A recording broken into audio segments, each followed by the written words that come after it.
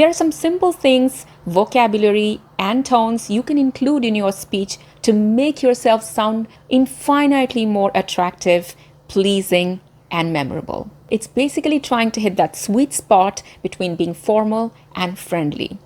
My name is Rai. I'm a former media presenter and director. On this channel, I talk about those things that help us communicate better and create our own personal brand. Another very simple thing that makes you a more charming and beautiful speaker is noticing small changes. This really depends on your observation skills, because I, for one, I'm terrible at it. I do not notice small shifts and changes, but a lot of people do. Like somebody's changed their wallpaper, notice and say, oh, you got a new wallpaper. Actually, if you think about it, it unlocks a very potent truth that half of your communication skill is actually your observation skills, noticing micro expressions, noticing small changes, small shifts in behavior, picking up those little nuances and reading between the lines.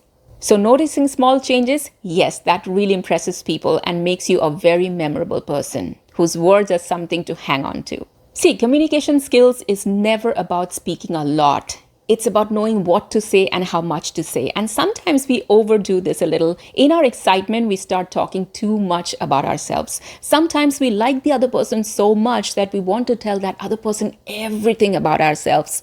But for that person, it's TMI. You don't want to overdump a person with information. Just highlight the things that they really would appreciate and want to know about. So a good rule of thumb would be, this piece of information that I'm about to share, is this going to help the person or entertain the person? Because if it's neither of the two, then it's just me talking to myself with the person in front of me.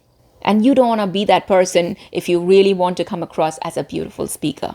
Now, the next thing I'm going to talk about in my list of things to do if you want to be a more charming and beautiful speaker is something that should come under manners, but I'm going to put it separately because it is not something very instant.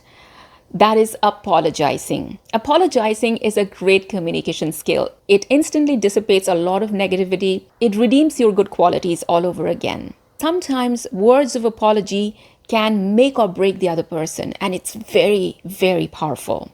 So I saw this clip where there was this singer, up-and-coming singer, and she was singing on stage. Suddenly from the crowd, a guy holds up a placard that says, "Do you remember me? I put gum in your hair in second grade." And this girl instantly recognized that person and said, "Benji, oh my God, I had to cut my hair because of you." And the fact that she could remember the name and exactly what she had to do all the way from second grade shows how much it had affected her and how much she had carried because of that all these years. Now the guy turns out to be a very handsome guy, also came with a bunch of flowers, handed over the flowers to her and apologized in front of the crowd. And this guy, even though he admitted something horrible he had done, actually turned into a very charming and beautiful speaker. So if you owe somebody an apology, just do it. Don't overthink it. Just do it. Now, I want to put a disclaimer over here. Do not have to apologize for something you're actually not sorry for or which was not your fault. Because sometimes people might gaslight you to think it's your fault when it's not, and you've got to be mindful of those cases too. Apologizing for something you have not done is not attractive. And last but not the least, and you all knew this all along, smile. Smiling makes everything you say so much more attractive. Of course, you don't have to smile all the time like politicians do. Like when I think of Zohran Mamdani, the image that comes to my mind is always with a smile. Now, these politicians or Hollywood celebrities walking the carpet, you will notice that they're always smiling. It is something they actually take trainings to do. They actually hold a smile till their jaws hurt. So I'm not going to ask you to go there and be all fake. But somebody cracks a joke, smile. Somebody says something nice, smile. You're passing a person, smile. So don't smile in a plastic manner. You don't have to hold the smile for long periods of time, but smile intermittently.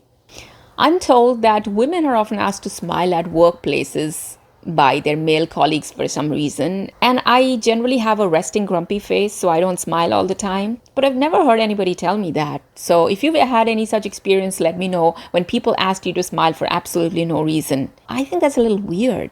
Does that really happen? By the way, if you need more tips on communication or if you want to share any tips on communication skills and presenting yourself better, then let me know in the comments. Subscribe to this channel. This is a really new channel. So every morning I wake up and I rush to my computer to see what is the update. So my name is Rai and I will see you in the next video.